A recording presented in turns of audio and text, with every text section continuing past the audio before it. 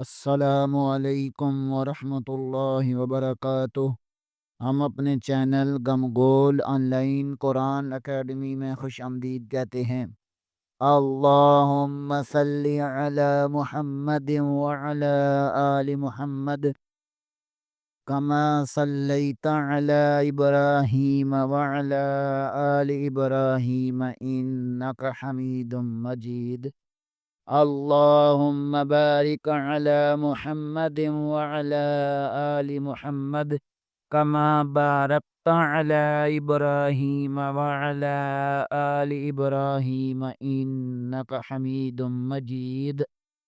اللہ پاک سے دعا ہے کہ اللہ تعالی ہمیں اس نیک کام کا ثواب ہمارے والدین، ہمارے اساتذہ اکرام اور تمام مومن مردوں عورتوں کو عطا فرمائے۔ آمین ثم آمین یا رب العالمین۔ اعوذ باللہ من الشیطان الرجیم، بسم اللہ الرحمن الرحیم۔ آؤ تجوید سیکھیں کہ سبق میں آج ہم سبق نمبر 1 میں تجوید کا تعارف سیکھیں گے۔ تجوید کا تعارف۔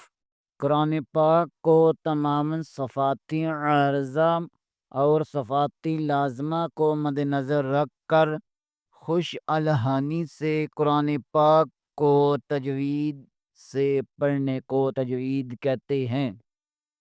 سادہ الفاظ میں تجوید کی تعریف اس طرح کریں گے کہ قرآن پاک کو تمام قواعد و ضوابط کو مد نظر رکھ کر قرآن پاک کو خوبصورت آواز سے پڑھنے کو تجوید کہتے ہیں۔ اللہ رب العزت نے قرآن پاک کو حضرت جبرائیل امین کے ذریعے تجوید کے ساتھ حضرت محمد صلی اللہ علیہ وسلم پر نازل فرمایا، اور آپ صلی اللہ علیہ وسلم نے اپنی امت کو بھی قرآن پاک کو تجوید کے ساتھ پڑھنے کی تعلیم دی۔ آئیں ہم بھی تجوید کے ساتھ قرآن پاک کو پڑھنے اور آپ صلی اللہ علیہ وسلم کی تعلیمات پر عمل پیرا کرنے کی کوشش کرتے ہیں۔ اللہ تعالی ہماری مدد فرمائے۔ آمین ثم آمین یا رب العالمین۔ قرآن پاک کو خوبصورت آواز سے پڑھنے کے ساتھ ساتھ مخارج کی درست ادائیگی بھی ضروری ہے۔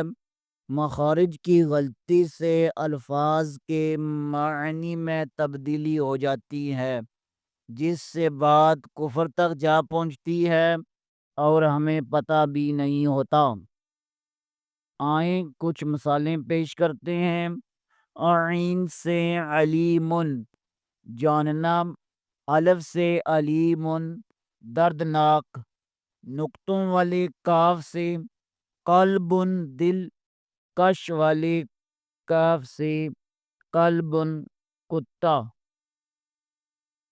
یوں تو تجوید القرآن کا علم ایک سمندر ہے جس کو سیکھنے کے لیے ایک عمر درکار ہے، مگر ہم اس سمندر کو کوزے میں سمیٹنے کی کوشش کرتے ہوئے آپ حضرات کو ابتدائی قواعد آسان طریقے سے سکھانے کی کوشش کریں گے انشاءاللہ۔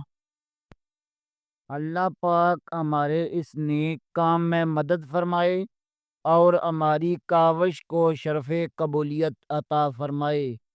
آمین ثم آمین یا رب العالمین۔ آج کے لیے اتنا ہی۔ انشاءاللہ ہم کل اپنے پروگرام میں مخارج کی تعریف سیکھیں گے۔ تب تک کے لیے اجازت، اور آپ کل تک تجوید کی تعریف اچھی طرح سمجھ کے یاد کریں، دعاؤں میں یاد رکھیں۔ السلام علیکم ورحمۃ اللہ وبرکاتہ۔